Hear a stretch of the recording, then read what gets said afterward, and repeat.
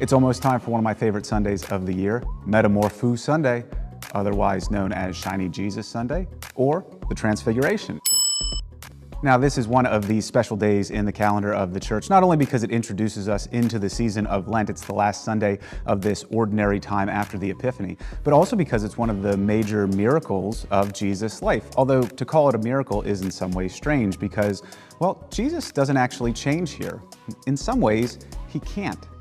In theology speak, there's this big word called immutable. Basically, what immutability is the unchanging nature of God, that God is what God has been and God will always be that thing because that's part of the nature of God. Jesus is both human and divine, both God and man. So here on the Mount of the Transfiguration, Jesus doesn't actually change per se. What happens is something is revealed from deep within him, an inner truth that's already a part of him, but now the disciples can see it.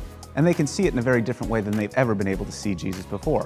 One of the things that opens up their minds is seeing Jesus there with Moses and Elijah, representing the law and the prophets. They understand Jesus in the context of the Word of God.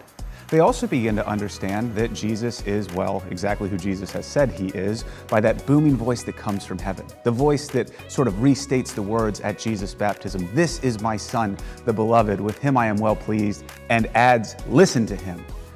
Especially important as he stands there next to Moses and Elijah. Jesus is the Word incarnate. Jesus is God made man. Jesus is the new voice of authority. And so for all of these reasons, Peter, James, and John, the three closest disciples of Jesus who have been brought up on the mountain with him, all of a sudden can see Jesus in a new way, a different way, but not a way that isn't anything that Jesus wasn't already. While Jesus might not really change there up on the mountain, something certainly does change, and that in fact is us.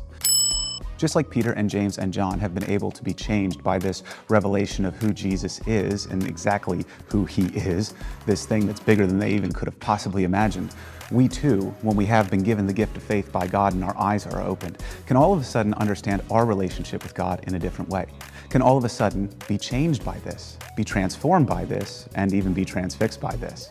All of the ways that the Transfiguration has an impact on us still. So whether you want to call it Metamorpho Sunday, which would be a funny name, Transfiguration Sunday, or Shiny Jesus Sunday, it doesn't really matter.